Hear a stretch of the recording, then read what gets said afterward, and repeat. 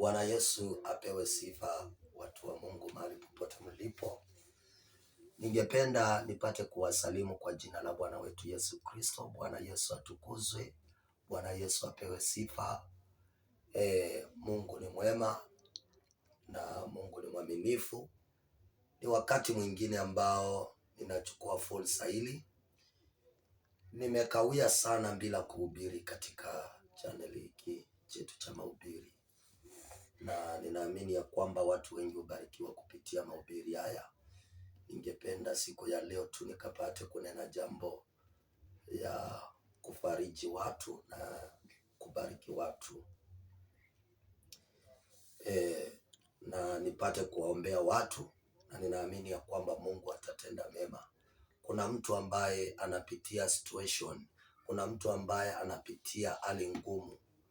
Kuna mtu ambaye amewekwa mahali ambapo hawezi akatoka. Adui alimuinukia na akasema ya kwamba amemalizana na yeye. Kuna mtu ambaye aliendewa kinyume. Nimekuja nikufariji kwa jina la Yesu Kristo. Nimekuja nikuambia ya kwamba siku ya leo, kama vile Mungu wa mbinguni yaishivyo, na Mungu akutoe katika hiyo tundu la simba uliowekwa na maadui waliosema wamemalizana na wewe. Siku ya leo nimekuja nikutangazia kwa jina la Yesu Kristo, Mungu wa Israeli na Mungu aliye juu mbinguni akutoe katika hiyo tundu la simba. Maana maandiko yanasema ya kwamba kuna wakati ambapo Danieli alipitia kipindi kigumu, alipitia changamoto. Na si eti kana kwamba Danieli alikuwa amekosea, si eti kana kwamba Danieli alikuwa na hatia. Hapana, Danieli hakuwa na hatia yeyote. Danieli alikuwa anaomba Mungu dua, lakini maadui, kwa sababu Danieli akiomba dua kwa Mungu, msaada kwa Mungu, Mungu alikuwa anamuonekania, Mungu alikuwa anabariki na Mungu alikuwa anamtendea. Adui wakatafuta kosa la kumshtaki Danieli, wakakosa kosa la kumshtaki Danieli.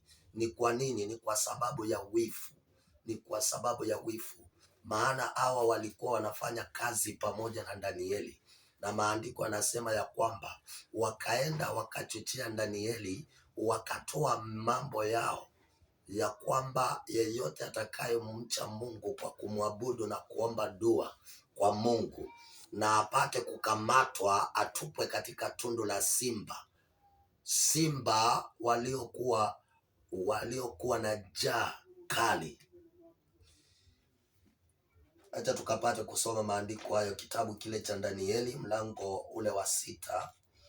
Kitabu kile cha Danieli.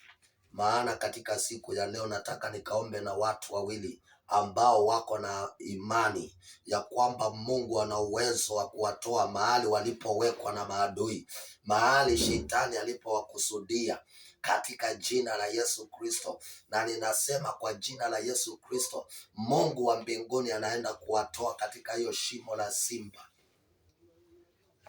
Kitabu hiki cha Danieli kinasema ya kwamba, Danieli mlango wa 6, nataka tukaanze katika mstari wa 22. Mstari wa 22 nasema, Mungu wangu amemtuma malaika wake, naye ameyafumba makanywa ya simba, nao hawakunidhuru, kwa kuwa mbele zake mimi nilionekana kuwa sina hatia, tena mbele yako mfalme sikuwa na neno.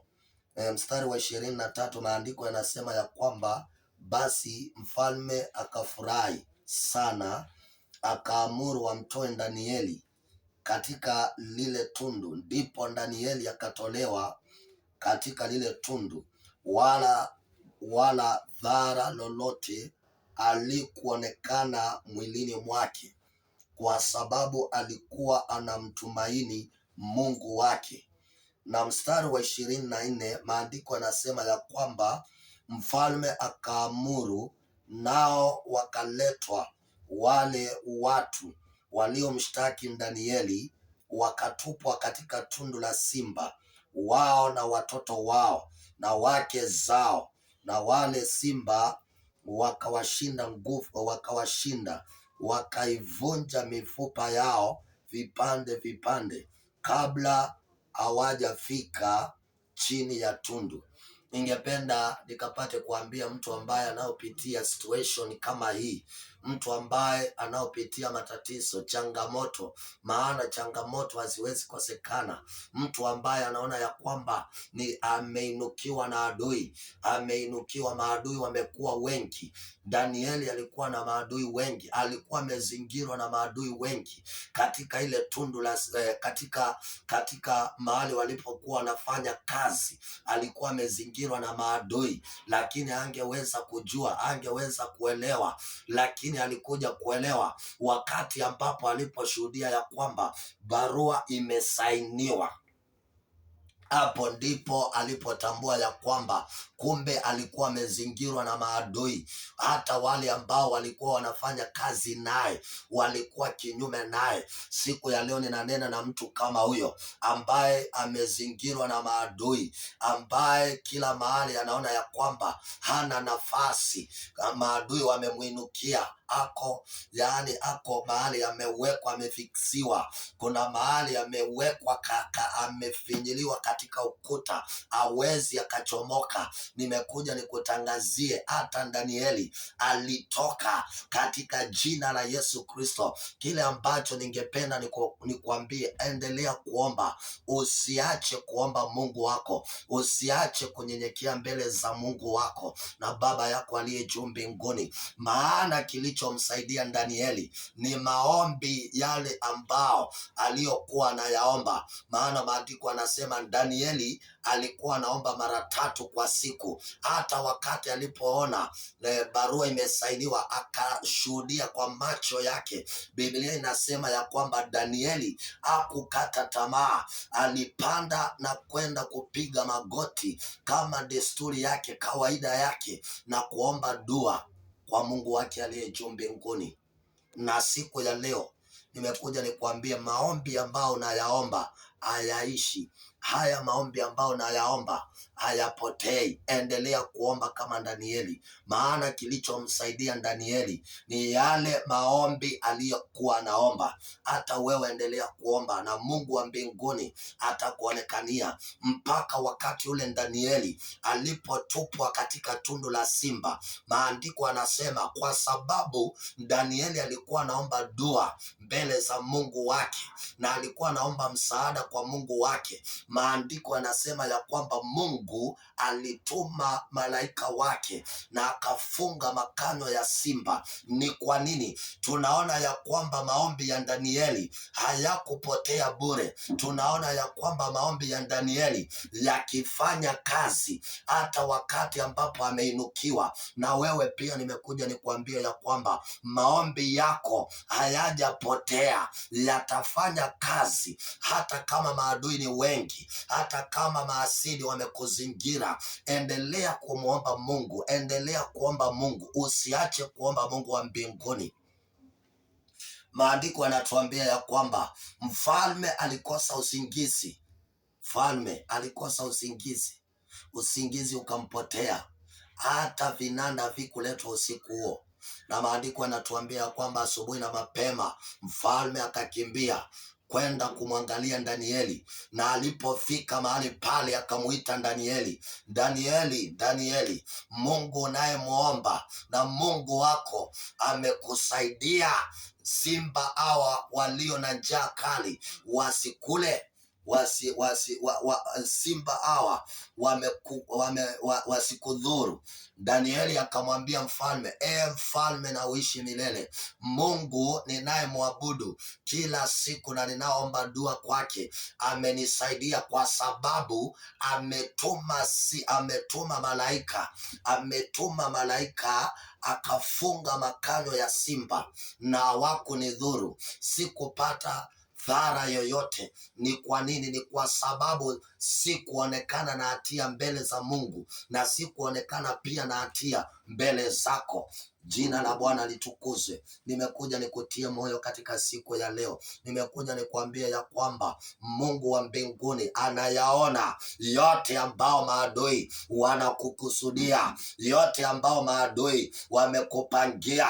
Wamepanga wewe ufe mapema, wamekupangia kifo, wamekuwekea mitego, wamepanga wewe sifanikiwe, wamepanga wewe ndoa yako ipate kusarabatika. Lakini Mungu wa mbinguni anaondoa kila vikwazo, anaondoa kila mabaya yote, kila maovu yote, jinsi alivyomwondolea Danieli. Maana alikuwa na watazama, na maandiko anasema mfalme akafurahi, akarudi akiwa amefurahi, na akaamuru wamtoe Danieli katika tundu la simba. Akaamuru wamtoe Danieli katika ile tundu la simba. Siku ya leo Bwana aliyekuumba, ninaamurisha kutoa katika hiyo tundu la simba. Toka katika ndani ya tundu la simba, toka kwa jina la Yesu Kristo. Maandiko yanatuambia ya kwamba Danieli akatolewa. Shida ni kwamba ilienda vice versa. Waliomtakia Danieli mabaya, wakati Danieli alipotolewa, maandiko anasema ya kwamba mfalme akaamuru wakamatwe na familia zao, watoto wao, wake zao, familia zao, na maandiko yanasema wakatupwa katika ndani la tundu la simba, na hata hawakufika chini. Wale simba wakawashinda, wakawapasua, wakawararua, wakawafunja vipande vipande, wakawaangamiza. Siku ya leo na kutangazia kila adui aliyo kinyume na wewe, yende vice versa. Yale mabaya waliokutakia, yale mabaya na maovu waliokutumia, waliokutakia, ile mitego waliokutegea ikapate kuwarudia katika jina la Yesu Kristo. Iwarudie maadui zako katika jina la Yesu Kristo. Kila mabaya yote ikawanase wenyewe, wakaangamie wenyewe. Walitaka kumwangamiza Danieli, wakadhani ya kwamba wamemalizana na Danieli, wakadhani ya kwamba Danieli ameangamia, ameliwa na simba. Lakini kumbe Mungu wa Danieli aliyekuwa na muomba mara 3 amemsaidia. Ikaenda vice versa kwa adui yako aliye kinyume na wewe, iende vice versa. Mabaya yote, maovu yote aliyokutakia yamrudie kwa jina la Yesu Kristo, akapate kunaswa naye katika jina la Yesu Kristo. Kila mitego yote aliyokutegea, mitego ya ajali, kifo na mauti, magonjwa, matatizo, umaskini, ufukara, ukawarudie katika jina la Yesu, na wewe ukapate kufunguliwa na ukapone katika jina la Yesu. Yawe ni magonjwa ulitumiwa siku ya leo na kutoa katika hayo magonjwa, pona katika jina la Yesu Kristo. Bwana Yesu akufungue na Bwana akuponye katika jina la Yesu Kristo. Iwe ni umaskini, ufukara, toka kwa jina la Yesu Kristo. Kila mahangaiko, kila matatizo, Bwana Yesu akutoe katika hiyo tundu la simba. Mungu wa mbinguni akutoe katika hiyo shimo la simba. Toka katika jina la Yesu Kristo. Toka kwa hayo mahangaiko katika jina la Yesu Kristo. Toka kwa hayo magonjwa katika jina la Yesu Kristo. Toka kwa hayo matatizo, toka kwa hizo changamoto, toka kwa jina la Yesu Kristo. Na Mungu wa mbinguni alete wokovu, atume malaika wa kukuokoa, malaika wa wokovu akuokoe pamoja na familia yako, na ubarikiwe na uinuliwe katika jina la Yesu Kristo. Watu wa Mungu barikiwe na Bwana watende mema. Shalom, shalom, shalom. Amen.